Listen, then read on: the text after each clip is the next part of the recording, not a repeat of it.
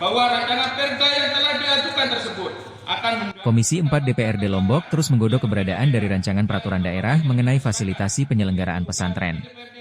Wakil Ketua Komisi 4 DPRD Lombok Tengah Wirman Hamzani mengatakan, pada dasarnya rancangan peraturan daerah mengenai fasilitasi penyelenggaraan pesantren bertujuan untuk memberikan pengakuan, afirmasi, dan fasilitasi bagi pesantren sebagai lembaga pendidikan, dakwah, dan pemberdayaan masyarakat. Pendidikan yang mencerdaskan adalah pendidikan yang dapat mengubah sesuatu dari yang tidak baik menjadi baik.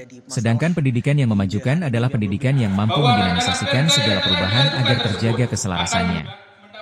Selanjutnya, jika dilihat dari landasan sosiologinya, fasilitasi penyelenggaraan pesantren adalah merupakan institusi sosial yang berperan penting dalam membentuk karakter individu dan masyarakat, di mana pesantren dituntut untuk senantiasa dinamis dan relevan terhadap kebutuhan masyarakat yang selalu berkembang, terutama dalam pemenuhan pembelajaran pemahaman keagamaan Islam, membentuk karakter bangsa yang berbudi pekerti baik serta partisipatif dalam penyelesaian persoalan global.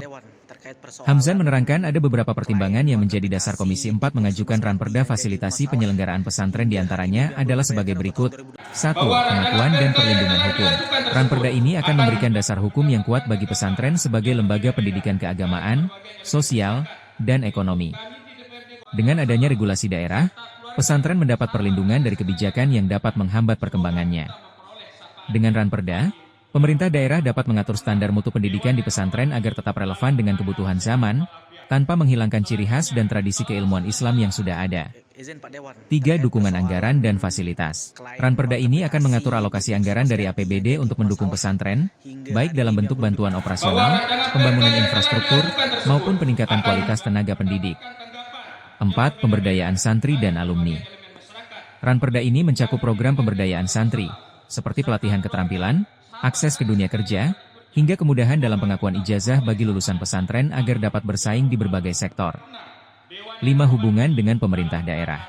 Dengan adanya ranperda ini, hubungan antara pesantren dan pemerintah daerah menjadi lebih jelas dalam hal koordinasi, pendampingan, serta sinergi dalam pembangunan daerah berbasis keagamaan dan sosial.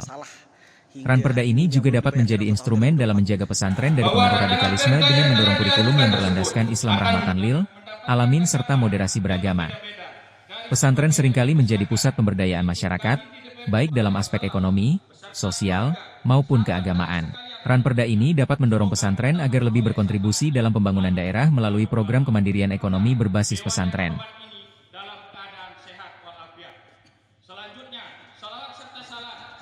Izin Pak Dewan, terkait persoalan klaim non-kapitasi di Puskesmas Ganti yang jadi masalah hingga hari ini yang belum Download Tribun X sekarang, menghadirkan lokal menjadi Indonesia.